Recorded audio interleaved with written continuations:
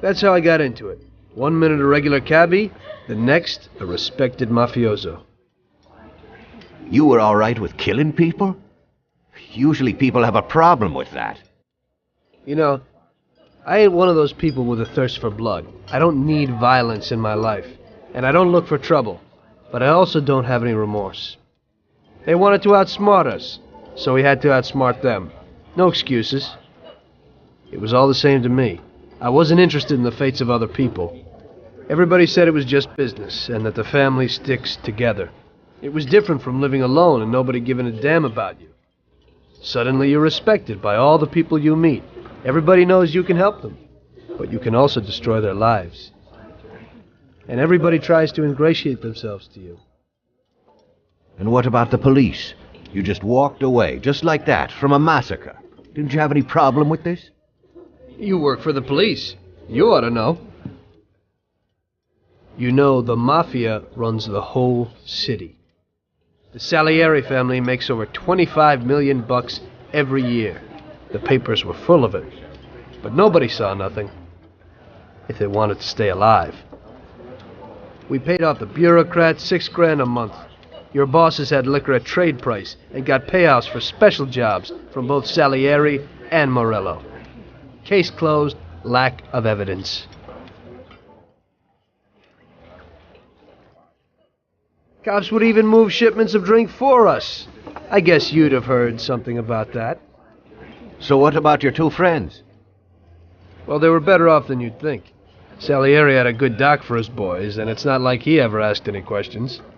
In a few weeks, they'd be healthy and back on the streets again. The only one who worried us was Morello. He wanted to be the big cheese, which Salieri couldn't let him do. Salieri had no intention of being in second place.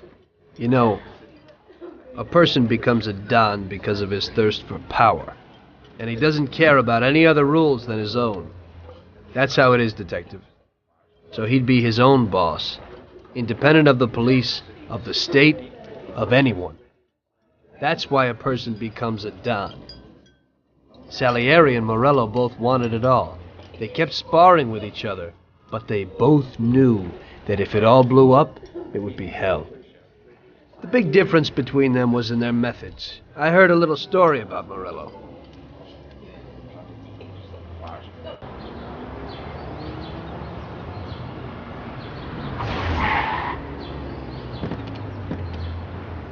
I'm sorry, sir. You I idiot! mean it. Do you know what you've done? Do you know how much that car cost? I was driving slowly, Mr. Morello. I don't know how, Do you mean to say that I crashed into your car? no. Sir, I wanted, no, sir, No! Faster gets in my way!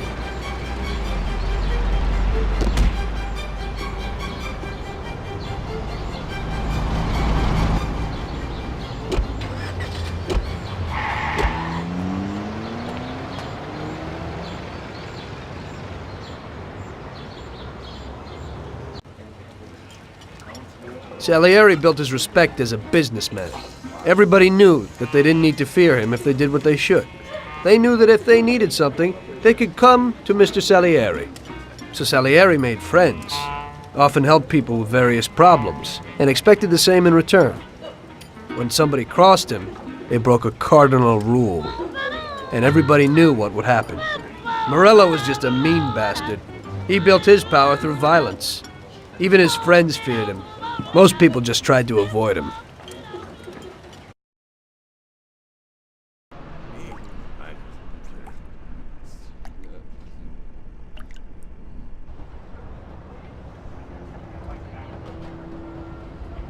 Listen, Tommy, I have a delicate job for you. I don't know anyone else who could do it better than you. You're a good driver, and you have experience. Well, to make it simple, tomorrow all the best motors are going to race at the city track. And I bet on one kid who's been a favorite up until now. I helped him along in his career a little. I like fast cars, and I said to myself that I could make back a little on that investment. You understand? And then Ralphie starts saying that some European has come over, and his car is certain to win. Ralphie knows cars. He's real good with them. But otherwise, he's a complete moron. What, he couldn't have told me before I bet on the kid? But still, what the hell is a guy, God knows from where, doing here? These are American races.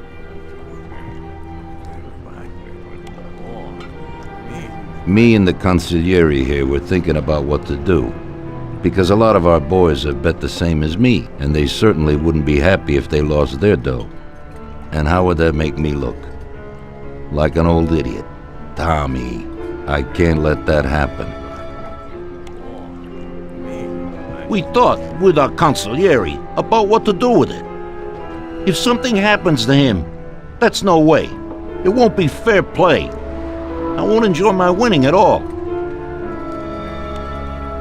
Ralph told me that he knows a guy who guards the racetrack garage. Tonight, you're gonna go there and take this European's car to a mechanic who knows his way around these machines.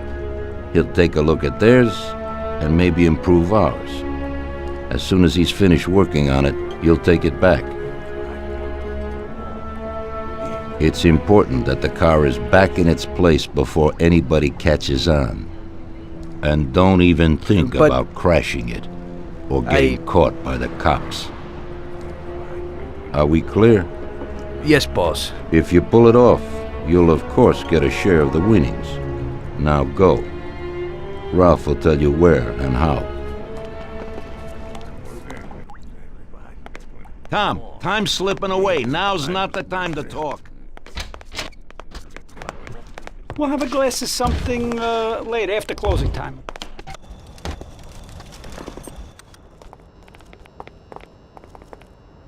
Hey, Ralphie, you got some news about this job? Sure, Tommy. You need to go to the city racetrack and borrow that motor there. My friend Bobby works there. Go round back there, and along the way is the gatehouse.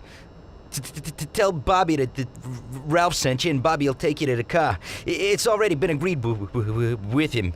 And then? You just have to take it to the auto service of my friend Lucas Bertone. It's in Newark under the Giuliani Bridge. He'll take a look at it and tune it a little. And then you just take it back. This should be easy enough.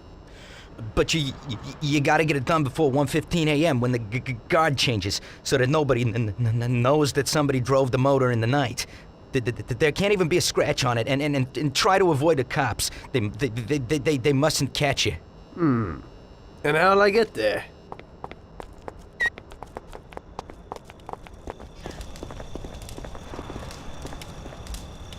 Well, I got something new in. Ain't no big thing to swipe one.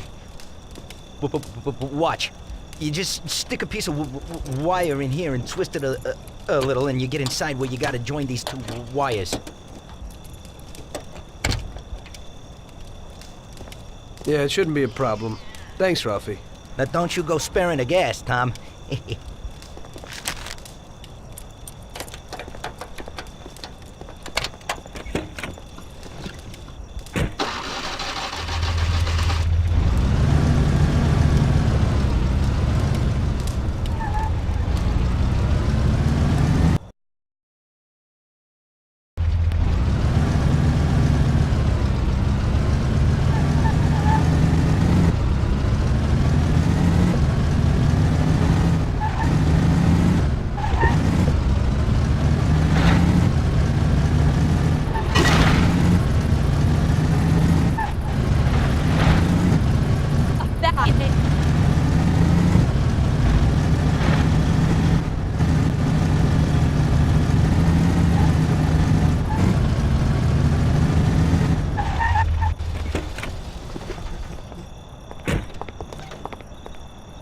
Evening.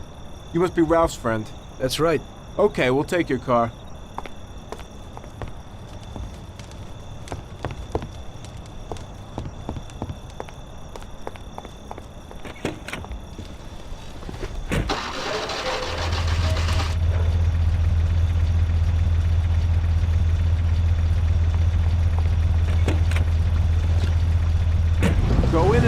garage.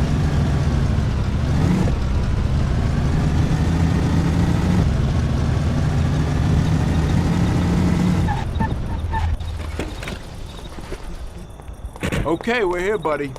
Come on, we haven't got a lot of time.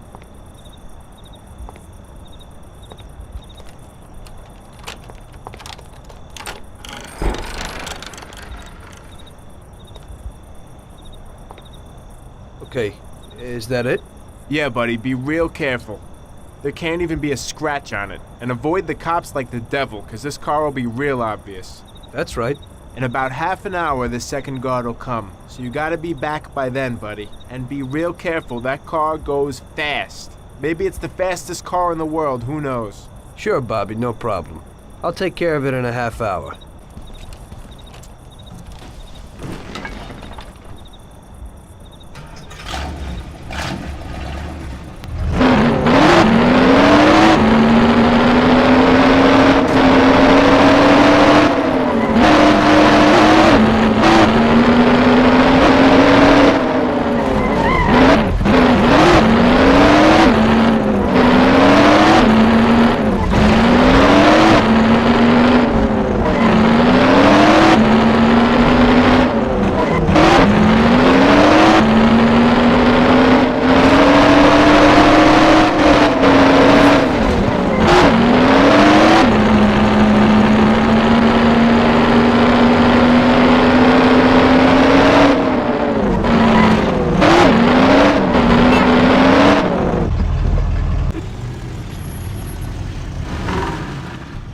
Hey there, you're from Mr. Salieri, right?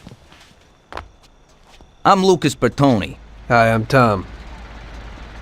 They say you can take the bite out of this monster. I reckon so. Well, you'd better get moving. We only have 27 minutes left. That ain't much time.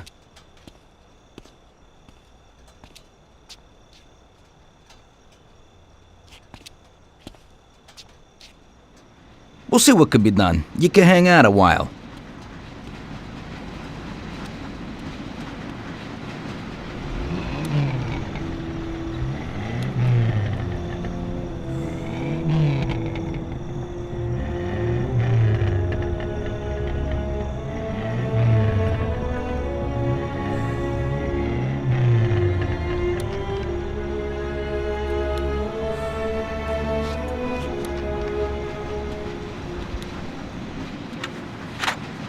Hey, how's it going in there?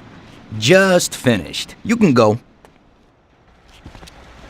But you're gonna have to hurry. It ain't gonna run as well as when you first brought it in. Thanks. Mr. Salieri appreciates your work. Sure, give my regards to him. If he ever needs anything again, I'd be glad to help out. I'd bet on the same driver as him.